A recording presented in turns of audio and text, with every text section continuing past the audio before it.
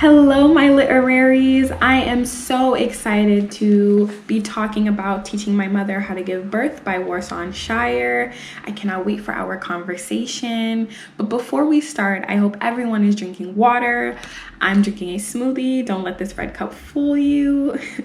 And I hope that everyone has found some time today to put themselves first. That is very important in these times, these unprecedented times. Yeah, that seems like the terminology they're using the most these days. Yeah, so I'm trying to get my videos a little shorter, so I'll only be talking about one poem. And that poem, if you have the book, is on page 31, and it is titled Ugly. Let's begin with the first stanza. She says, "Your daughter is ugly. She knows loss intimately, carries whole cities in her belly." And this makes me ask the question, what do we carry that shows on us?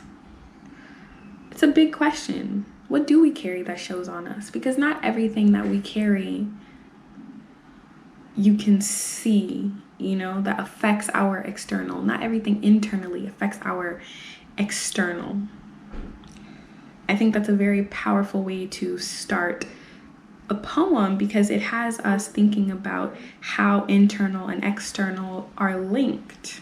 And the fact that this is addressed to a mother, we'll know that a little later on in the poem, but the fact that it is addressed to a mother talking about a daughter, automatically there is a lineage and we are talking about what is passed on.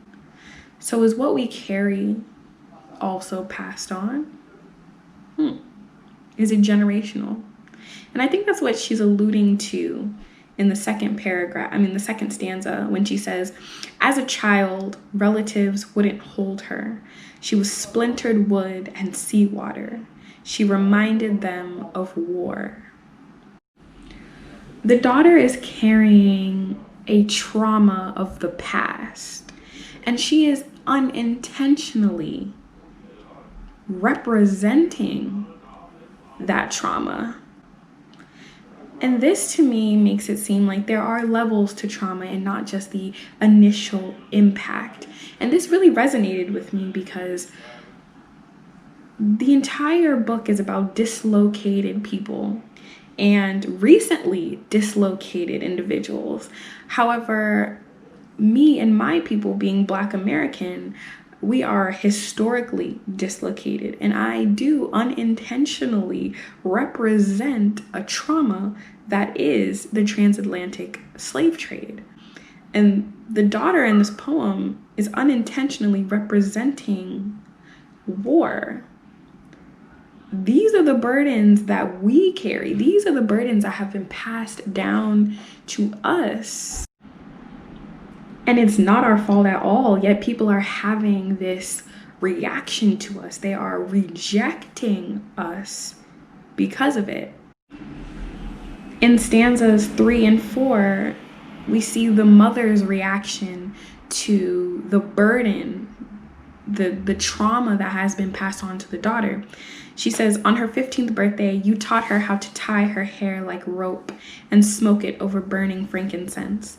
You made her gargle rose water, and while she coughed, said, 'Makanto girls like you shouldn't smell of lonely or empty.'"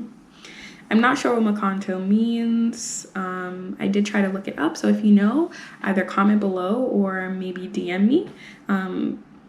But from the burning frankincense and gargling rose water, I'm seeing a process of purification, that the mother is trying to purify her daughter and get rid of the ugly, get rid of the trauma, get rid of the burden, get rid of that loss that she carries internally, so that maybe people will not reject her, so she won't be lonely, so she won't be empty because of what has happened to her in the past.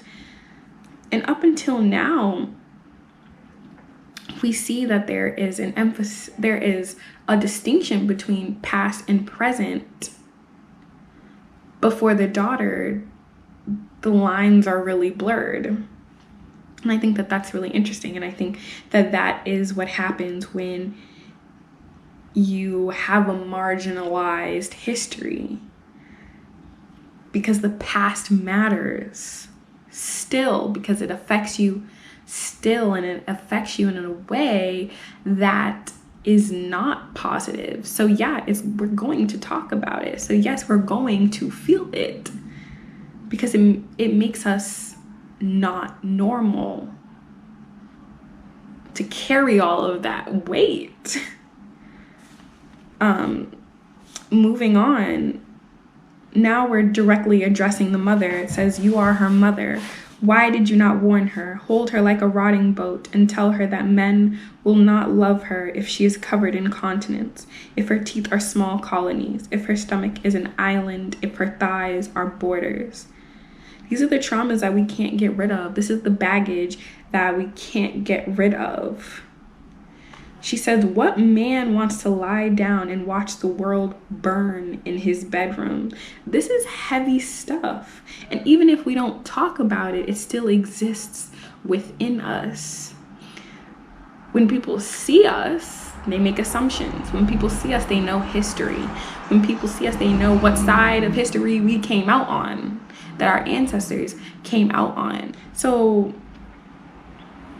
far in this poem, we've seen relatives act differently, treat this daughter differently. We've seen the mother react to the ugliness, and we've seen men react to the burden, to the ugliness, to the baggage. She goes on to say, "Your daughter's face is a small riot. Her hands are a civil war, a refugee camp behind each ear, a body littered with ugly things." Then she ends with, "But God, doesn't she wear the world well?" And I love that Shire ends on a note of strength, because although these burdens were passed down to us and we unintentionally represent a part of history, we wear them.